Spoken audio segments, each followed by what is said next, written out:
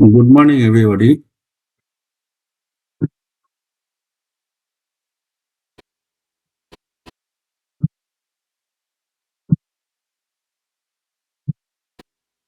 Aja pre-opening Nifty 75 point minus, Sensex 160 point minus, Bank Nifty 162 point minus. তার মানে negative opening. এখানে যেরকম chart আর কয়েকদিন ধরে যেরকম সেলিং যাচ্ছে, লোকজন সেলিংয়েই বেশি ফোকাস করছে, কারণ মার্কেট নিচের দিকেই যাচ্ছে। তো এখানে একটা অপোজিট ট্রেড নিলে নেওয়া যেতে পারে।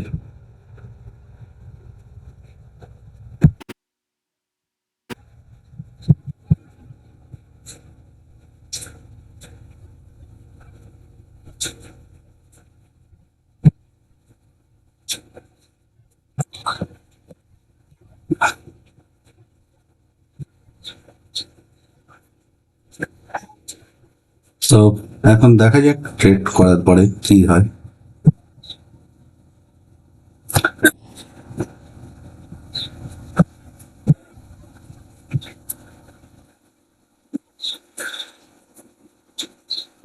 এখানে আমরা কিছু না কিছু প্রফিটে চলে এসেছি। তো এই পজিশনটা এখানে রাখা যাবে না, কারণ আমরা ট্রেডটা একটু উল্টো জায়গায় করে ফেলেছি।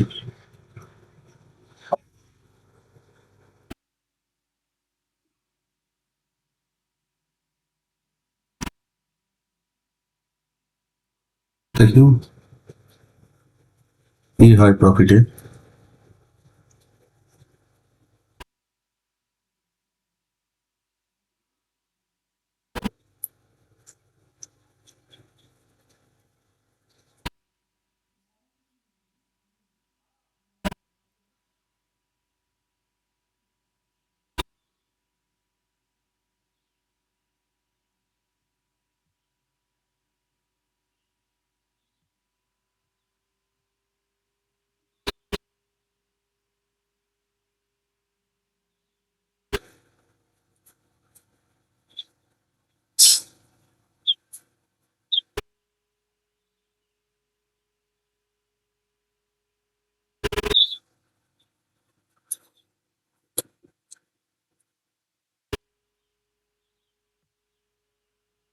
এখানে আমরা প্রফিটটা কেটে দিলাম, কারণ এখানে এটা অল্প, মানে নো লস নো প্রফিট।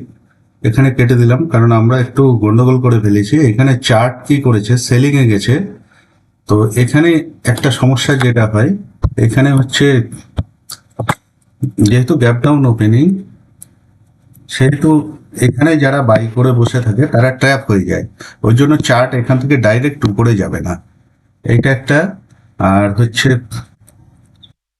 নিফটিতেও এখান থেকে ডাইরেক্ট উপরে যাবে না, একটু উপরে যাবে নিচে যাবে, মানে মানে একটু উপরে যাবে নিচে যাবে তারপরে উপরে যাবে।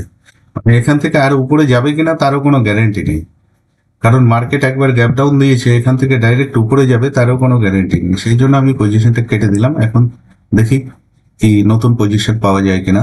এখানে আমরা একটা পুট সাইডে ট্রেড করে অল্প একটু প্রফিট হয়তো বেশি করেছি।